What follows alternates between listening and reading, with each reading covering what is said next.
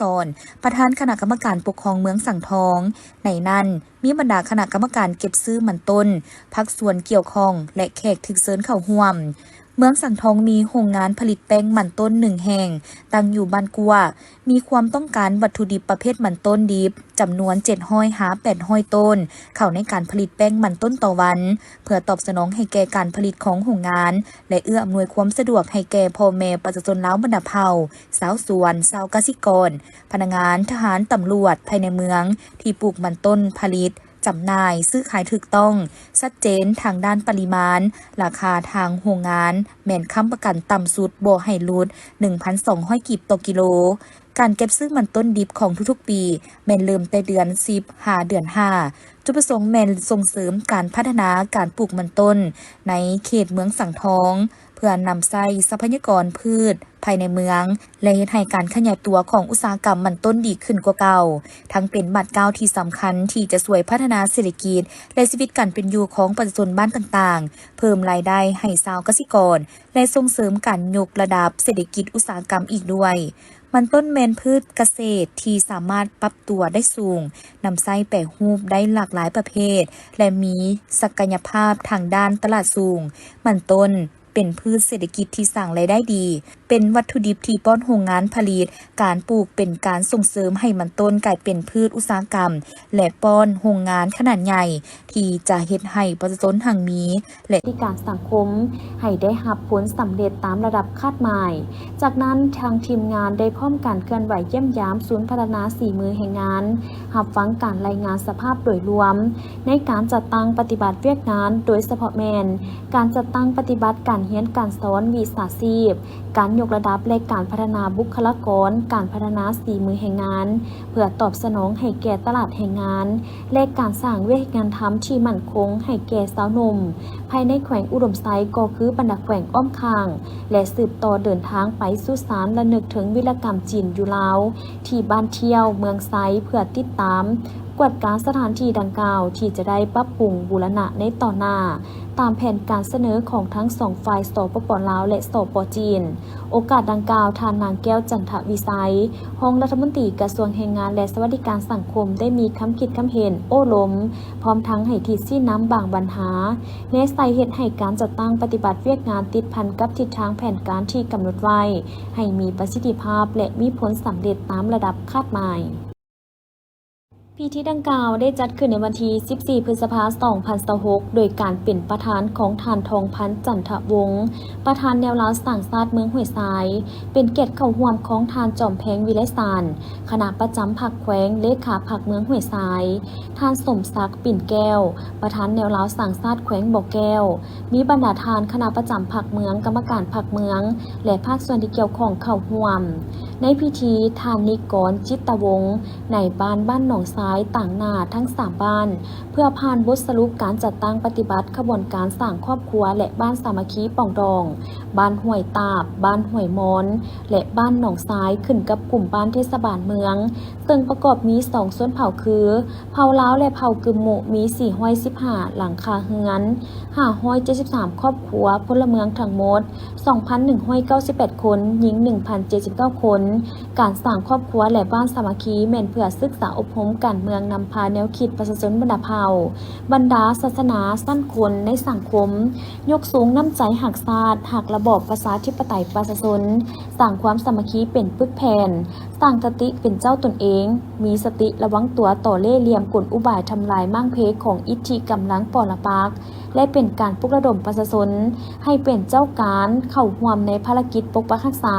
และสร้างสาพัฒนาประเทศชาติแนวลาวสร้างชาติเมืองได้สมทบกันและได้ลงใกล้ชิดติดแทศกับคณะภาคอำนาจการปกครองบ้านแนวลาวสร้างชาติบ้านได้มีการปรับปรุงการจัดตั้งให้บ้านมีความเข้มแข็งและจัดตั้งกองประชุมเสื่อมซึมบรรดาเอกสารที่สำคัญเกี่ยวกับวิธีการสร้างครอบครัวและบ้านสามัคคีป่องดองของแนวลาวสร้างชาติเพื่อเฮ็ดให้แต่ละภาคส่วนมีความรับรู้เข้าใจและพร้อมกันให้ความร่วมมือในกระบวนการแข่งขันสร้างความสามัคคีป่องดองโดยเริ่มจากวั บรรดาครอบครัวภายในบ้าน และสร้างความสามัคคีรวมหมู่อยู่ภายในบ้านให้แน่นแฟ้นขึ้นเรื่อยๆจากนั้นท่านสอนไซไส้ปัญญาห้องประธานแนวเราสั่งชาติเมืองได้ผ่านมติตกลงของประธานคณะกรรมการปกครองเมืองว่าด้วยการรับห้องเอาครอบครัวสามัคคีปองดองและให้เกียรติมอบมติของท่านสมศักดิ์ปิ่นแก้วและผ่านมติตกลงของประธานคณะกรรมการปกครองแขวงว่าด้วยการรับห้องเอาบ้านสามัคคีปองดองให้เกียรติมอบของท่านจอมแพงวิไลสารพร้อมทางมีคำเห็นย่องยอสมเสยต่อคณะวิชอบและคณะผักหักฐานตลอดฮอดองค์การจัดตั้งบ้านและได้เน้นนักให้องค์การจัดตั้งบ้านทุกขั้นทุกภาคส่วนตลอดฮอดประชาชนทั้ง3บ้านจงสืบต่อรักษาหมุนเสื้ออันดีงามของเผ่าไว้ให้ยืนยงตามแนวทางนโยบายของพรรคในระยะใหม่อนุรักษ์รักษาฮีด12ของ14ประเพณีอันดีงามของเผ่าให้มันคงตลอดไปเสริมขยายหมุนเสื้อความสามัคคีป่องร้องความมีน้ำใจหักแพงช่วยเหลือซึ่งกันและกันพร้อมกันปกป้องรักษาและสร้างสาธารณประเทศชาติให้หลุดพ้นออกจากความทุกข์ยากเทื่อละก้าวพร้อมทั้งเปิดป้ายอย่างเป็นทางการฟาร์มบริษัทส่งเสริมกสิกรรมลาวจีนปลูกหมักเพชรใหญ่หมักเขือบ้านโคกเพิงบริษัทยงเซินปลูกกล้วยบ้านกัวแหล่งท่องเที่ยวอาซาสเตโบทั่วเมืองสังทองมีแหล่งท่องเที่ยวธรรมชาติวัฒนธรรมและประวัติศาสตร์จำนวน19แห่งมีเฮือนผักทั้งหมด17แห่งร้านอาหารกินดื่ม18แห่งร้านบันเทิง2แห่งส่วนอาหารรีสอร์ทและฟาร์มมี4แห่งนอกจากนี้เมืองสังทองยังได้กำหนดเขตพัฒนาออกเป็น3เขตคือ 1. เขตการพัฒนาเรียบตามแม่น้ำตนมี16บ้านเป็นเขตปลูกข้าวปลูกผักและเขตการท่องเที่ยวทางประวัติศาสตร์และธรรมชาติ 2. เขตการพัฒนาเรียบเส้นทาง A11 มี13บ้านเป็นเขตอุตสาหกรรมการค้าการบริการท่องเที่ยวแม่น้ำคองส้มตะเวนตกยามแล้งและการผลิตกสิกรรม 3. เขตเรียบตามสายน้ำสั่งมี6บ้านเป็นเขตเลี้ยงสัตว์ใหญ่ปลูกพืชอุตสาหกรรมและการท่องเที่ยวทางธรรมชาติพร้อมเดียวกันนี้เมืองสังทองยังได้วางคาดหมายการพัฒนาการท่องเที่ยวซึ่งได้กำหนดแผนงานโครงการรวมทั้งหมด9โครงการในนี้ได้เขียนบทเสนอโครงการสำเร็จ2โครงการโครงการสำรวจและสร้างแผนผังน้ำตกตาดพักเสด็จเจ้าสุภานุวงศ์และดอนเจ้าบรรดานักธุรกิจได้ประกอบส่วนการพัฒนาอย่างตั้งหน้านอกจากนั้นยังมีนักธุรกิจเข้ามาเซ็นสัญญาในการพัฒนาการท่องเที่ยวเลียบตามแม่น้ำโขงการบริการทางผ่าน2จุดคือท่องเที่ยวเลียบแคมแม่น้ำโขงอยู่บ้านห้วยล่าและด่านประเพณีบ้านโคกแห่ในซุ่มปีผ่านมาเมืองสังทองได้มีนักท่องเที่ยวเข้ามาเฉลี่ย 2,709 เถื่อคนต่างประเทศ519 คนสามารถสร้างรายได้จากนักท่องเที่ยวเฉลี่ยได้1ตื้อกว่ากีบโอกาสดังกล่าวท่านนางดอกฟ้าศรีโยธาห้องหัวหน้าสถาบันขนครัวพัฒนาวิสาหกิจสถาบันวิทยาศาสตร์เศรษฐกิจและสังคมแห่งชาติพร้อมด้วยคณะยังได้ลงพิธีโดยการเข้าร่วมของทานศรีวิไลศรีแสนดีเลขาคณะบริหารงานผักเมืองประธานป้องกันชาติป้องกันความสงบขันเมืองมีพันโทคำดีเกตพิมดาหัวหน้ากองบัญชาการปกสเมืองมีบรรดาทานเลขาคณะผักข้างฐานแขกถึกเซินองค์การปกครองบ้านการจัดตั้งทุกบ้านภาคส่วนตลอดฮอดพ่อแม่ประชาชนทั้ง2บ้านเข้าร่วมในพิธีพันตีนางอุดรจิตสวรรค์ได้ต่างหน้าทั้ง2บ้านขึ้นผ่านบทสรุปการสร้างครอบครัวและบ้านป้องกันความสงบดีตลอดระยะผ่านมาคณะผักขันถึงก็คือคณะผักคณะบัญชากองบัญชาการปกสเมืองได้เอาใจใส่สุขนูติดตามและประเมินผลแบ่งออกเป็น3ระยะและอิงตามหามาตรฐานและ6เงื่อนไขของการสร้างครอบครัวและบ้านป้องกันความสงบดีเห็นว่า2บ้านมีครบตามมาตรฐานเงื่อนไขบ้านผาดำประกอบมี5หน่วยมี65หลังคาเรือน76ครอบครัวพลเมือง266คนหญิง142คนอายุ15ปีขึ้นไป205คนหญิง101คนจากการประเมินเห็นว่าครอบครัวป้องกันความสงบดีทั้งหมด62ครอบครัวเท่ากับ 95.38 ส่วนห้อยของครอบครัวทั้งหมดอยู่ภายในบ้านประเมินบ่ผ่าน3ครอบครัวและบ้านผาขาวประกอบมี4หน่วย55หลังคาเรือน73ครอบครัวพลเมือง246คนหญิง121คนอายุ15ปีขึ้นไป184คนหญิง86คนจากการประเมินเห็นว่ามีครอบครัวป้องกันความสงบดี47ครอบครัวเท่ากับ 85.45 ส่วนห้อยของครอบครัวทั้งหมดภายในบ้านและประเมินบ่ผ่าน8ครอบครัวทั้ง2บ้าน บ้านเป็นส้นเผ่าลือการดำรงชีวิตของประชาชนส่วนหลายแม่นปลูกฝังเลี้ยงสัตว์เป็นอาชีพและถือเอาการบริการเป็นอาชีพสำรองผ่านมากองบัญชาการป้องกันความสงบเมืองได้สมทบกับคณะผักภาคฐานองค์การปกครองบ้านจะตั้งเผยแผ่บรรดาเนื้อในมาตรฐานการสร้างครอบครัวและบ้านตัวแบบป้องกันความสงบดีเพื่อเฮ็ดให้องค์การปกครองบ้านการจัดตั้งบ้านประชาชนบรรดาเผ่ามีความนักแน่นเข้มแข็งทางด้านการเมืองมีความตื่นตัวประกอบส่วนเข้าในเวียกงานพัฒนาเศรษฐกิจครอบครัวก็คือเวียกงานป้องกันชาติป้องกันความสงบภายในบ้านเป็นอย่างดีจากนั้นคณะรับผิดชอบได้ผ่านข้อตกลงของคณะกรรมการปกครองเมืองและข้อตกลงของประธานคณะกรรมการปกส.แขวงบ่อแก้วว่าด้วยการรับรองครอบครัวและบ้านป้องกันความสงบดีคือบ้านผาขาวและบ้านผาดำเป็นบ้านป้องกันความสงบดีพร้อมทางมอบไปยั่งยืนครอบครัวและบ้านป้องกันความสงบในตอนบ่ายของวันที่ 11 พฤษภาคม 2026 อยู่ที่ห้องการสาธารณสุขเมืองสังทอง ได้มีพิธีเปิดโครงการโภชนาการลาวญี่ปุ่น โภชนาการในสุมชนและการพัฒนาหลักสูตรการฝึกอบรมนักกำหนดอาหาร โดยเป็นเกียรติเข้าร่วมของท่านดร.คำแพง ฟองลือซาหัวหน้าสถาบันสาธารณสุขศาสตร์และการแพทย์เขตฮ้อนท่านนางกินุโกะABC กรรมการผู้จัดการสมาคมนักกำหนดอาหารประเทศญี่ปุ่นทั้งเป็นหัวหน้าโครงการท่านดร.คอนสวรรค์สิงหาราชหัวหน้าห้องการสาธารณสุขเมืองสังทองพร้อมด้วยทีมงานการแพทย์เขตฮ้อนต่างหน้าจากประเทศญี่ปุ่นทีมงานแพทย์หมอขันเมืองเข้าร่วมโครงการนี้มีจุดประสงค์เพื่อปรับปรุงโภชนาการในทุกรุ่นคนโดยการส่งเสริมการปฏิบัติการกินอาหารที่มีสุขภาพดีและสร้างความรู้ความสามารถให้แก่บุคลากรในแขนงการโภชนาการในระยะสั้นโครงการจะทดลองโดยเฮ็ดกิจกรรมเช่นการส่งเสริมการให้อาหารแบบครบวงจรและการให้ความรู้โภชนาการโดยนำใช้อาหารเที่ยงในโรงเรียนเป็นเครื่องมือการสอนปฏิบัติตัวจริงเพื่อปรับปรุงด้านโภชนาการในระดับชุมชนนอกจากนั้นโครงการยังสนับสนุนการพัฒนาหลักสูตรการฝึกอบรมผู้เชี่ยวชาญด้านการกำหนดอาหารอยู่ที่มสวเพื่อแนใส่สร้างสถาบันศึกษาด้านโภชนาการและรับประกันการให้บริการอย่างต่อเนื่องโดยผ่านการค้นคว้าที่เป็นข้อมูลหลักฐานอ้างอิงและการจัดตั้งปฏิบัติในพื้นที่เป้าหมายโครงการซ่องหาการสร้างตัวแบบเสื่อมสารที่สามารถขยายได้ซึ่งประกอบส่วนเข้าในการปรับปรุงผลได้หาบด้านโภชนาการในทั่วประเทศโครงการดังกล่าวจะได้จัดตั้งปฏิบัติอยู่ที่ห้องหมอน้อย4แห่งคือ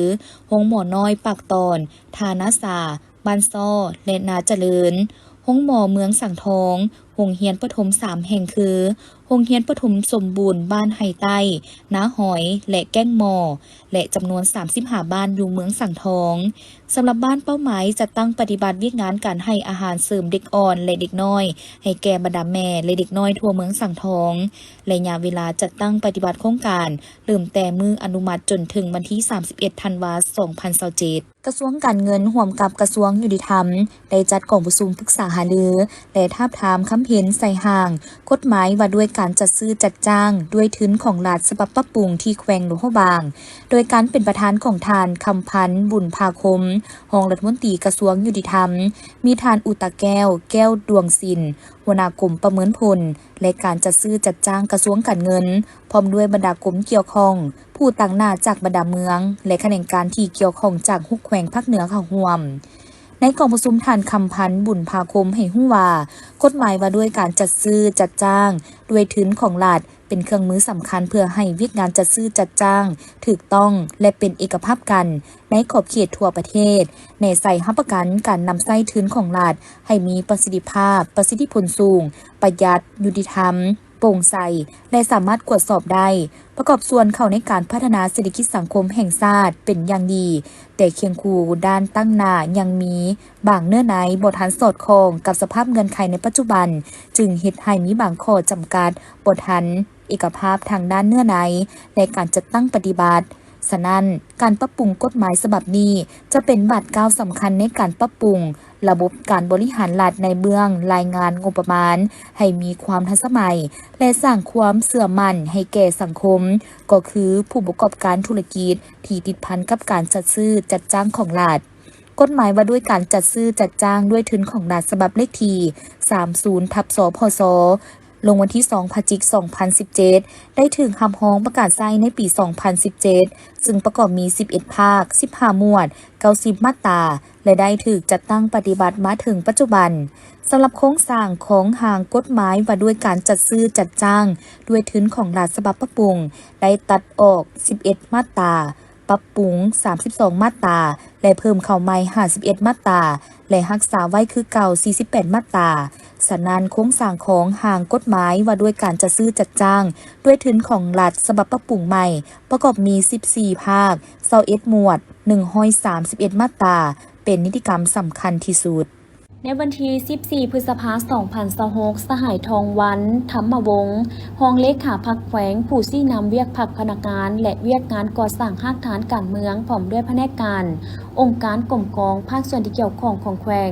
ลงพบปะโอ้ล้มและสุกโยเวียกงานหากฐานการเมืองอยู่บ้านปูเมืองทาโถมโดยมีสหายสุขเสลิมสมมณีเลขาพรรคเมืองตลอดฮอดห้องการที่เกี่ยวข้องพนักงานก่อสร้างหากฐานการเมือง 210 คณะผักตาแสงเวียงไซและอำนาจการปกครองบ้านในบ้านบานปูพ่อแม่ประชาชนภายในบ้านเข้าร่วมในพิธีสหายทรจับปัญญาธรรมหัวหน้าหน่วยงานก่อสร้างหากฐานการเมือง 210 ได้รายงานการเคลื่อนไหวเวียกงานก่อสร้างหากฐานการเมืองระยะผ่านมาและทิศทางแผนการในต่อหน้าซึ่งตลอดระยะผ่านมาหน่วยงานก่อสร้างหากฐานการเมืองประจำอยู่บ้านปูและสมทบกับคณะองค์การปกครองบ้านเอาใจใส่ศึกษาอบรมการเมืองแนวคิดโดยนำเอาบรรดามติคำสั่งนิติกรรมต่างๆแนวทางนโยบายของภาคกฎหมายและระเบียบการของรัฐไปเสื่อมซึมโฆษณาเผยแพร่ให้ประชาชนบรรดาเผ่าทุกแขนงการของบ้านเจ้ากกเจ้าเหล่าบรรดาหัวหน้าสิงสาวได้หับหูอย่างต่อเนื่องพร้อมทั้งประสานสมทบกับปกสปกสบ้านติดตามกวดกาค้นเข้าออกบ้านกวดกากลุ่มไว้หนุ่มมั่วสุมยาเสพติดป้องกันเวรยามลาดตระเวนตามขอบเขตบ้านและยะวันบุญสำคัญต่างๆพร้อมนั้นยังได้ลงสุกโยส่งเสริมช่วยเหลือพ่อแม่ประชาชนโดยถือเอาการผลิตกสิกรรมปลูกฝังเลี้ยงสัตว์เป็นอาชีพหลักเพื่อแก้ไขชีวิตการเป็นอยู่ของประชาชนบรรดาเผ่าให้หลุดพ้นออกจากความทุกข์ยากเถื่อละก้าวหลังจากนั้นผู้เข้าร่วมก็ได้ประกอบคำเห็นคำเสนอและคำชี้แจงต่อกับปัญหาต่างๆอย่างกงไปกงมาเพื่อเฮ็ดให้เวียกงานดังกล่าวได้รับการปรับปรุงดีขึ้นกว่าเก่าในโอกาสที่มีความหมายสำคัญนี้สหายทองวันธรรมวงศ์ได้มีคำเห็นโอ้ล้มเน้นหนักให้พนักงานลงก่อสร้างหากฐานการเมืองประจำอยู่บ้านปูเอาใจใส่ในการจัดตั้งปฏิบัติการเผยแผ่บรรดานิติกรรมเสื่อมซึมมติคำสั่งของภาคกฎหมายของรัฐพร้อมทั้งผันขยายมติกองประชุมใหญ่องค์คณะพรรคเมืองและมติกองประชุมใหญ่องค์คณะพรรคแขวงครั้งที่2เคียงคู่กับมติว่าด้วยการสร้างเศรษฐกิจเอกราชเป็นเจ้าตนเองในระยะใหม่เพิ่มทวีสืบต่อปรับปรุงระบบการเมืองประชาธิปไตยประชาชนอยู่ขันหากฐานบ้านให้มีความปลอดภัยเข้มแข็งนักแน่นหลังจากนั้นคณะน้ำของแขวงยังได้มอบเครื่องอุปโภคบริโภคจำนวนหนึ่งมามอบให้ประชาชน2ครอบครัวทุกยากพร้อมเงินอีกจำนวนหนึ่งและมอบคอมพิวเตอร์ตู้น้ำเย็นเครื่องอุปโภคและบริโภคให้หน่วยงานก่อสร้างหากฐานการเมืองประจำอยู่บ้านปูตื่มอีกสถาบันกีฬากายกรรมจัดกิจกรรมโฆษณาปลูกจิตสำนึกให้แก่สาวหนุ่มวัยหนุ่มนักเรียนนักศึกษาเกี่ยวกับการเป็นนักวิทยาศาสตร์ของคณะสาวหนุ่มประชาชนปฏิบัติลาวกระทรวงศึกษาธิการและกีฬาขึ้นในวันที่ 13 พฤษภาคม 2026 ที่สถาบันดังกล่าวโดยการเข้าร่วมของปริญญาเอกจันทวงศ์ปัญญาศิริเลขาคณะบริหารงานสาวหนุ่มกระทรวงศึกษาธิการและกีฬาหัวหน้ากลุ่มกวดกาห้องประธานกวดกากระทรวงท่านกิ่งรัตนาทองสมุทรเลขาพรรคหักทานว่าการแทนผู้อำนวยการสถาบันกีฬากายกรรมมีบรรดาคณะบริหารงานสาวหนุ่มกระทรวงคณะรับผิดชอบกิจกรรมคณะอำนวยการครูอาจารย์น้องๆนักเรียนและแขกที่ถูกเชิญเข้าร่วมในโอกาสดังกล่าวท่านพุทธทองคำวิไลรองเลขาสาวหนุ่มประธานกวดกาคณะบริหารงานสาวหนุ่มกระทรวงศึกษาธิการและกีฬาได้มีคำเห็นชี้นำต่อกิจกรรมดังกล่าวว่าในระยะที่ผ่านมากิจกรรมน้องอยากเป็นวิทยาศาสตร์ได้ดำเนินการจัดตั้งปฏิบัติอยู่กระทรวงวิทยาศาสตร์และเทคโนโลยีในเมื่อก่อนเพื่อสร้างความรับรู้เข้าใจและปลูกจิตสำนึกทางด้านเวียกงานในแขนงวิทยาศ าสตร์ให้แก่นักเรียนนักศึกษา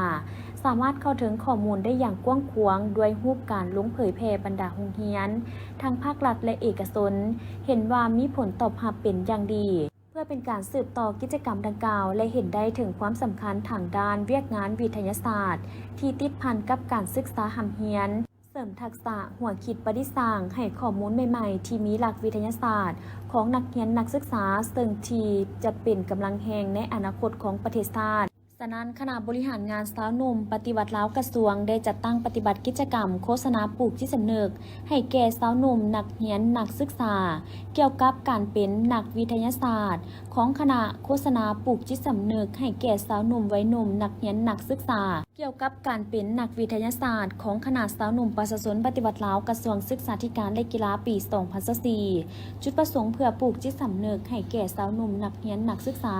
เกี่ยวกับการเป็นนักวิทยาศาสตร์อยู่บรรดาโรงเรียนมัธยมสมบูรณ์ภายในนครหลวงจันทร์ให้มีความรู้พื้นฐานทางด้านวิทยาศาสตร์จัดการแข่งขันถามตอบเกี่ยวกับเวียกงานวิทยาศาสตร์และจะได้สอบถามความคิดเห็นจากนักเรียนเกี่ยวกับการอยากเป็นนักวิทยาศาสตร์ในอนาคตสำหรับกิจกรรมในครั้งนี้แมนจะได้รับฟังการรายงานสภาพการจัดการเรียนการสอนของสถาบันกีฬากายกรรมความเป็นมาโดยย่อเกี่ยวกับการจัดตั้งปฏิบัติกิจกรรมความรู้พื้นฐานด้านวิทยาศาสตร์ต่อกับการพัฒนาวัยหนุ่มจัดการแข่งขันถามตอบทางด้านวิทยาศาสตร์ซิงเหรียญรางวัลเงินสดในด้านการแข่งขันถามตอบวิทยาศาสตร์แมนได้แบ่งออกเป็น 8 ทีมจากน้องนักเรียน 7 ขันเรียนม.1 หาม.7 ซึ่งผลการแข่งขันปรากฏว่าทีมที่คว้าอันดับที่ 1 ได้แก่ทีมจากขันม.7 มีเท้าสินใส่น้อยไซยาเดชเท้าไซสมบูรณ์ผู้จำปาและนางรัศมีพรหมราศี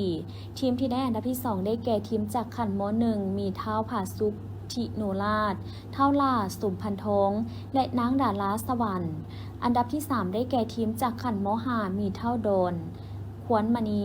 เท้าสนาไซรัตนาและนางกัลยาปัญญาอุดมและอีก5ทีมแม่นได้รับรางวัลสมเสยนอกจากนี้ยังได้มีการมอบรับรางวัลกองเสียดีเด่นให้แก่น้องนักเรียนขันม.1 ม.5 และม.7 อีกด้วยสากลได้จัดกล่องประชุมทาบทามคำเห็นต่อห่างคำแนะนำว่าด้วยการกำหนดราคาโอนและคำแนะนำว่าด้วยอากรกำไรขั้นต่ำภายในประเทศโดยการเป็นประธานของทานสุพันธ์วิระวงศ์ห้องหัวหน้ากรมสวยสหกรณ์มีต่างหน้าจากองค์การกระทรวงการเงินกรมนโยบายเศรษฐกิจและการเงินกรมภาษีสวยสหกรณ์นครหลวงจันทร์สภาวิชาชีพนักบัญชีและนักตรวจสอบธนาคารโลกและสหภาพยุโรปประจำลาวหัวหน่วยวิสาหกิจขนาดใหญ่โอกาสนี้ท่านสุพันธ์วิระวงศ์ได้มีคำเห็นว่าจุดประสงค์ของกล่องประชุมในครั้งนี้แม่นเพื่อทาบทามและรับฟังคำเห็นจากบรรดาท่านทั้งภาครัฐและเอกชน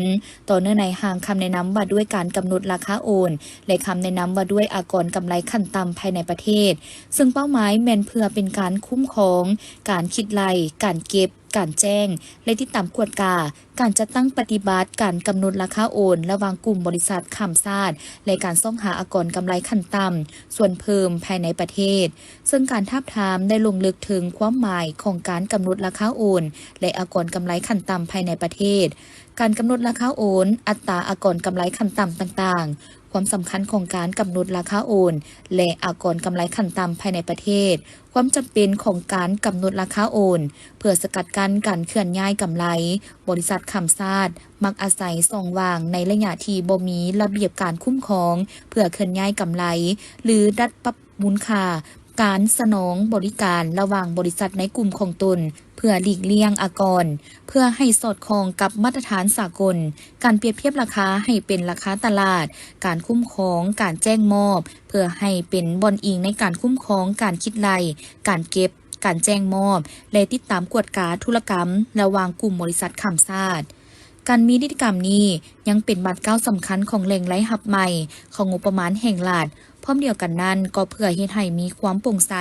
ยุติธรรมและสามารถรองรับการประกาศใช้กฎหมายว่าด้วยอากรรายได้ฉบับใหม่อย่างมีประสิทธิภาพ ในกองประชุมผู้เข้าร่วมได้สุ่มใส่ประกอบคำคิดคำเห็นอย่างกงไปกงมาโดยยกปัญหาความเป็นจริงที่เกิดขึ้นหรือปัญหาที่พบเห็นรวมทั้งข้อสะดวกข้อยุ่งยากข้อเสนอเพื่อแนใส่ปรับปรุงห่างคำแนะนำดังกล่าวให้มีเนื้อในครบถ้วนสามารถเป็นบอนอิงในการจัดตั้งปฏิบัติได้อย่างถูกต้องสอดคล้องแทดเหมาะกับสภาพตัวจริงในแต่ละระยะกองประชุมดังกล่าวได้จัดขึ้นในวันที่ 13 พฤษภาคม 2026 ที่นครหลวงจันทร์โดยการเป็นประธานร่วมของปริญญาเอกลินคำดวงสวรรค์รัฐมนตรีกระทรวงเกษตรกรรมและสิ่งแวดล้อมท่านมาร์คกาลาเกอร์เอกอัครราชทูตสหภาพยุโรปประจำลาวท่านนางเบเนดิกต์เดซัมเอกอัครราชทูตแห่งสาธารณรัฐฝรั่งประจำลาวท่านฮันอูริกสุดเบกเอกอัครราชทูตแห่งสาธารณรัฐสหภาพเยอรมันมีบรรดาทานหัวหน้ากรมห้องหัวหน้ากรมผู้ต่างหน้าจากกระทรวงที่เกี่ยวข้องคู่ร่วมพัฒนาและองค์การจัดตั้งสากลเข้าร่วมสำหรับแผนงานการร่วมมือเพื่อเพิ่มทวีการค้าการลงทุนและการเสื่อมโยงแบบยืนยงในแขนงกสิกรรมและสิ่งแวดล้อมเป็นแผนงานใหญ่ที่มีความสำคัญในการส่งเสริมการผลิตกสิกรรมที่ยืนยงทนทานต่อสภาพอากาศและปรับปรุงสภาพแวดล้อมทางธุรกิจเป้าหมายหลักแม่นแน่ใส่การพัฒนาตองโซมูลค่าที่ยืนยงสำหรับกาแฟสาและผลิตภัณฑ์จากป่าไม้พร้อมกันนั้นยังมุ่งเน้นการส่งเสริมโภชนาการและปรับปรุงชีวิตการเป็นอยู่ของประชาชนบรรดาเผ่าและกลุ่มสาวเกษตรกรขนาดน้อยให้ดีขึ้นในกองประชุมท่านรัฐมนตรีกระทรวงเกษตรกรรมและสิ่งแวดล้อมได้ยกให้เห็นถึงผลสำเร็จที่พ้นเด่นเป็นต้นแมนการสร้างความเข้มแข็งให้แก่ตงโซมูลค่ากาแฟและซาอยู่ภาคเหนือของลาวให้เป็นที่ฮู้จักในตลาดสากลอีกหนึ่งผลสำเร็จประวัติศาสตร์แม่นการปรับปรุงระบบการค้ำประกันความถูกต้องตามกฎหมายของไม้และการจดทะเบียนอุทยานแห่งชาติหินน้ำนอเป็นมรดกโลกนอกนี้ยังมีการมอบทุนการศึกษาด้านป่าไม้ให้แก่นักศึกษาจำนวน100 ทานและการเริ่มต้นฟื้นฟูทางเลขที่ 2เพื่อเชื่อมโยงผลิตภัณฑ์เกษตรกรรมไปสู่ตลาดภาคพื้นในกองประชุมยังได้รับฟังการรายงานความคืบหน้าจากภาคส่วนต่างๆเช่นเวียกงานกรีนคับและโครงการโปรเฟฟพร้อมนั้นยังมีการแลกเปลี่ยนบทเรียนตัวจริงจากผู้ที่ได้รับผลประโยชน์ในท้องถิ่นภายในงานยังได้จัดเวทีสนทนาในหัวข้อเกี่ยวกับนโยบายการประสานงานและผลประโยชน์ของประชาชนเพื่อถอดถอนบทเรียนร่วมกันโดยปัจจุบันสปป.ลาวได้เริ่มต้นปรึกษาหารืออย่างเป็นทางการกับสหภาพยุโรปเพื่อสร้างตั้งคู่ร่วมมือด้านป่าไม้แบบรอบด้านขอบการร่วมมือนี้จะเน้นการยกระดับการคุ้มครองป่าไม้แบบยืนยงการแก้ไขปัญหาการทำลายป่าและสุกยูการสร้างวิธีงานทำให้แก่ชุมชนท้องถิ่นกองประชุมได้สรุปภาพรวมและกำหนดทิศทางนโยบายร่วมกันเพื่อเฮ็ดให้การจัดตั้งปฏิบัติแผนงานการร่วมมือเพื่อเพิ่มทวีการค้าการลงทุนและการเสริมโยงแบบยืนยงในแขนงกสิกรรมและสิ่งแวดล้อมปรากฏผลเป็นจริงตามวิสัยทัศน์การพัฒนาแบบสีเขียวและยืนยง